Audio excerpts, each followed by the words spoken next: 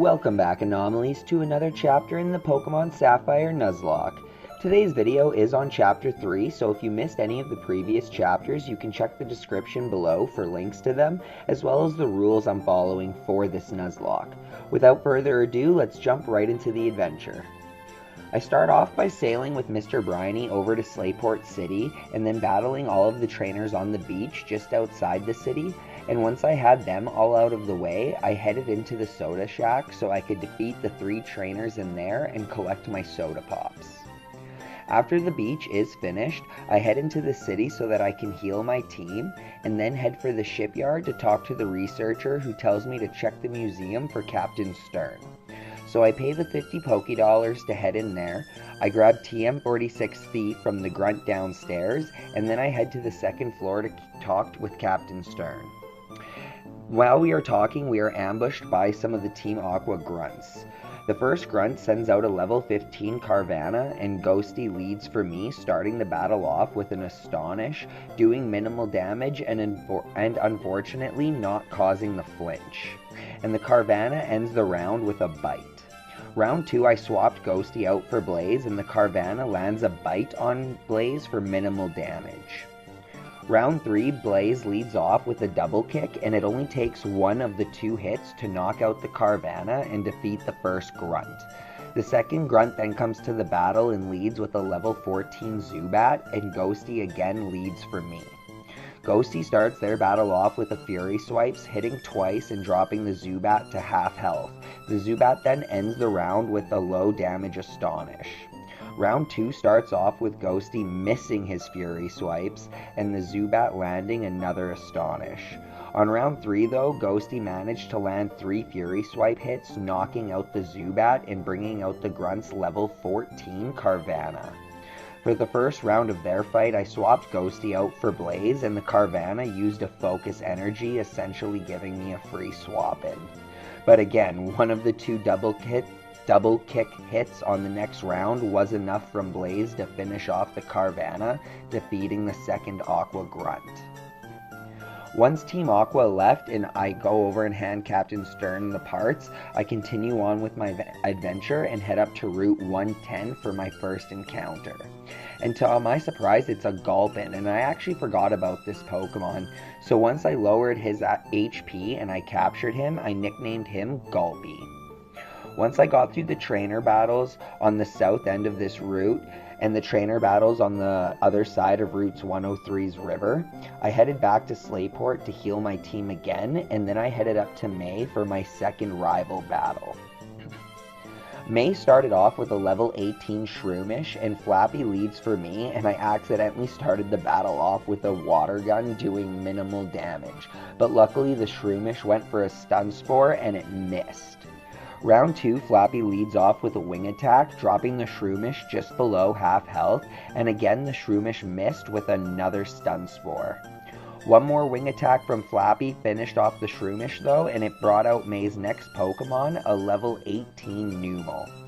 But Flappy, being a beast, starts their battle off with a water gun and knocks the Numel out with 1 hit, forcing out May's last Pokemon, a level 20 Marshtomp.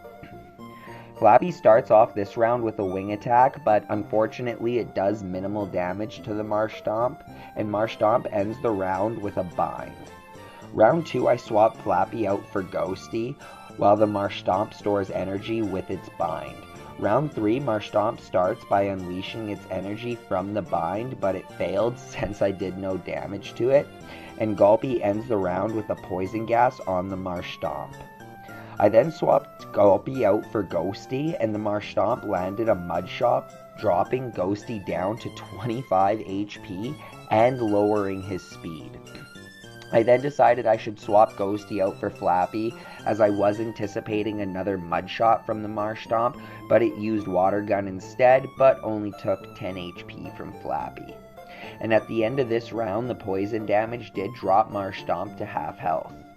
Flappy starts off now with another water gun, and Marshtomp used a water gun as well, both of them doing minimal damage to each other. But on the following round, Flappy started off with a wing attack, and it's enough for the knockout, defeating May for the second time. May then hands me the item finder, and as she bikes off, I continue north up the route for Mauville City, defeating the remaining trainers and all the wild Pokemon along the way. Once I make it to the city, I grab HM06 Rock Smash and then my Mac bike from the cycling shop. Before heading to the third gym though, I decide to head down the cycling road first so that I can gain Blaze some extra experience, and all of the battles here went over easily for him. I then also went to Route 118 to defeat the 3 trainers up there, and I also grabbed the heart scale from the rock on the ground.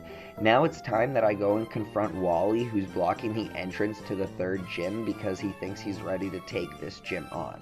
So he challenges me to a battle first and sends out his only Pokemon, which is a level 16 Ralts. And unfortunately for Wally, it only takes 1 Ember from my Blaze to knock out his Ralts and send Wally home, clearing the pathway for me to enter the gym now at least. After I clear out all of the trainers inside of this gym, I head back to the Pokemart and the Poke Center so that I can heal back up and start my battle against the gym's leader, Watson.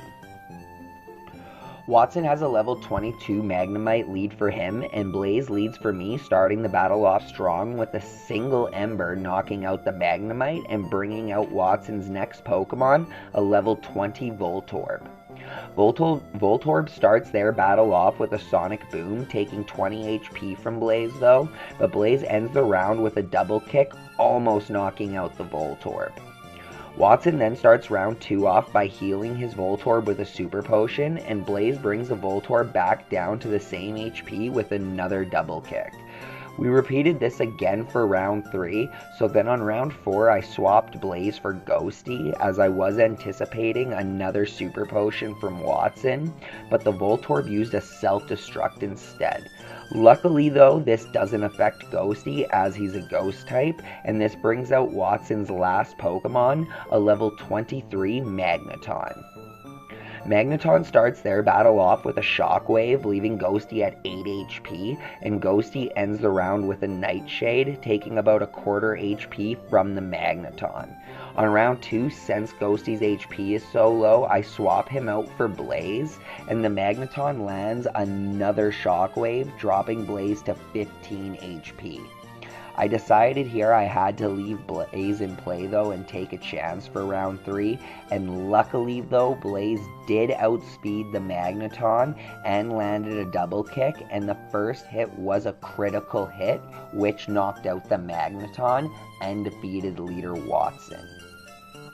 With the Dynamo badge in hand, I can now use Rock Smash outside of battle, and Watson also handed me TM34 Shockwave. This concludes Chapter 3 of the Pokemon Sapphire Nuzlocke. Remember, Anomalies, if you enjoyed the video, to please give it a like and smash the subscribe button so that you can be notified on all future videos, and we'll catch you on the next one.